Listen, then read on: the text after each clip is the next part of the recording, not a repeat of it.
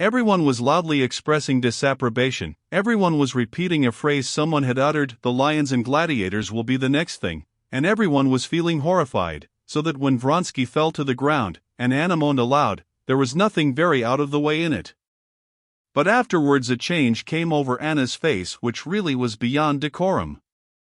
She utterly lost her head.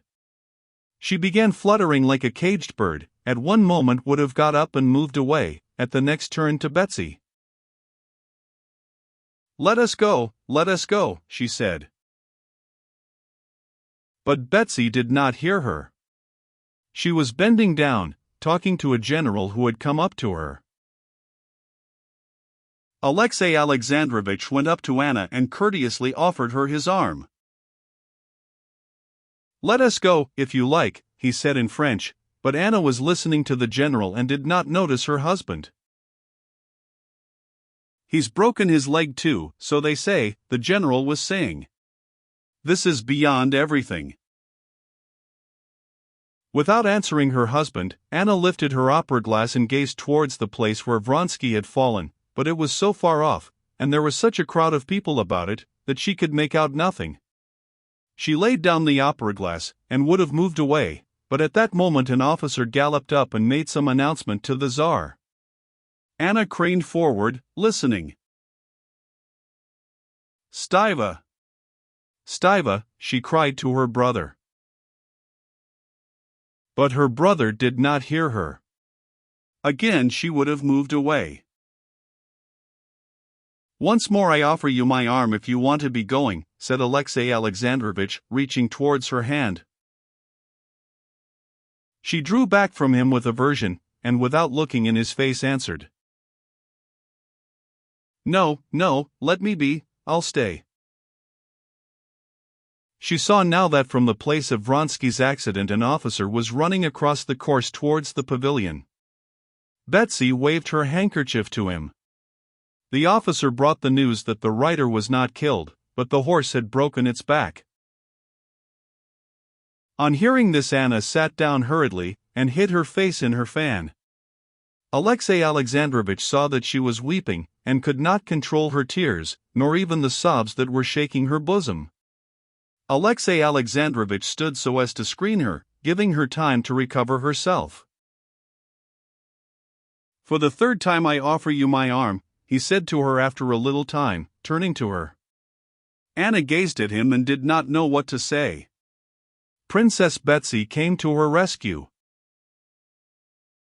"No, Alexey Alexandrovitch, I brought Anna and I promised to take her home," put in Betsy. "Excuse me, Princess," he said, smiling courteously but looking her very firmly in the face, "but I see that Anna's not very well, and I wish her to come home with me." Anna looked about her in a frightened way, got up submissively, and laid her hand on her husband's arm. "I'll send to him and find out, and let you know," Betsy whispered to her. As they left the pavilion, Alexey Alexandrovitch, as always, talked to those he met, and Anna had, as always, to talk and answer, but she was utterly beside herself, and moved hanging on her husband's arm as though in a dream. "Is he killed or not? Is it true? Will he come or not? Shall I see him today?" she was thinking. She took her seat in her husband's carriage in silence, and in silence drove out of the crowd of carriages. In spite of all he had seen, Alexey Alexandrovitch still did not allow himself to consider his wife's real condition. He merely saw the outward symptoms. He saw that she was behaving unbecomingly, and considered it his duty to tell her so. But it was very difficult for him not to say more, to tell her nothing but that. He opened his mouth to tell her she had behaved unbecomingly, but he could not help saying something utterly different. "What an inclination we all have, though, for these cruel spectacles," he said. "I observe." "Eh? I don't understand," said Anna contemptuously. He was offended, and at once began to say what he had meant to say. "I am obliged to tell you," he began. So now we are to have it out, she thought, and she felt frightened. I am obliged to tell you that your behavior has been unbecoming today, he said to her in French. In what way has my behavior been unbecoming? She said aloud, turning her head swiftly and looking him straight in the face, not with the bright expression that seemed covering something, but with a look of determination, under which she concealed with difficulty the dismay she was feeling. Mind, he said, pointing to the open window opposite the coachman. He got up and pulled up the window. What did you consider unbecoming? She repeated.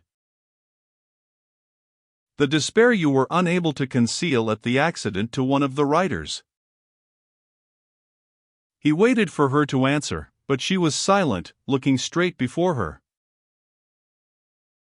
I have already begged you so to conduct yourself in society that even malicious tongues can find nothing to say against you. There was a time when I spoke of your inward attitude, but I am not speaking of that now. Now I speak only of your external attitude. You have behaved improperly, and I would wish it not to occur again. She did not hear half of what he was saying. She felt panic-stricken before him, and was thinking whether it was true that Vronsky was not killed. Was it of him they were speaking when they said the rider was unhurt, but the horse had broken its back? She merely smiled with a pretense of irony when he finished, and made no reply, because she had not heard what he said. Alexey Alexandrovitch had begun to speak boldly, but as he realized plainly what he was speaking of, the dismay she was feeling infected him too. He saw the smile, and a strange misapprehension came over him. She is smiling at my suspicions. Yes, she will tell me directly what she told me before, that there is no foundation for my suspicions, that it's absurd. At that moment, when the revelation of everything was hanging over him, there was nothing he expected so much as that she would answer mockingly as before that his suspicions were absurd and utterly groundless. So terrible to him was what he knew that now he was ready to believe anything.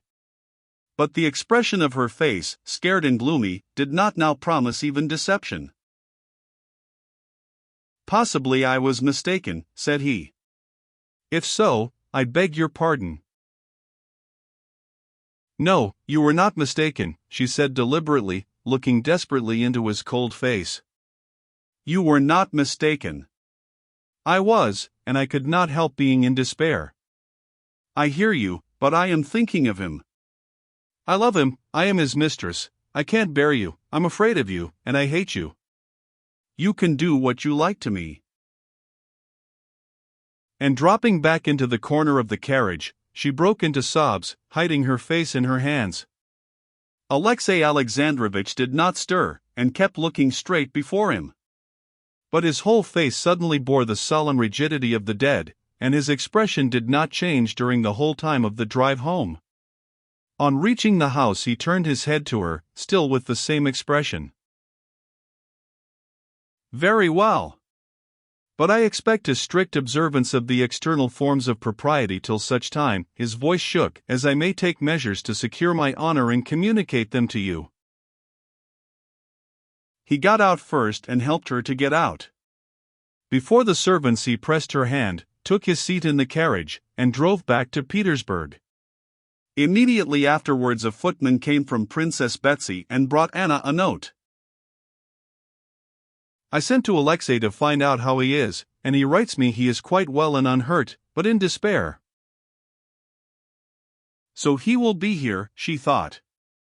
What a good thing I told him all. She glanced at her watch. She had still 3 hours to wait, and the memories of their last meeting set her blood in flame. My God, how light it is!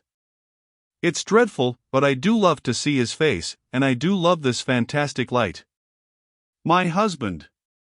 Oh. Yes. Well, thank God. Everything's over with him.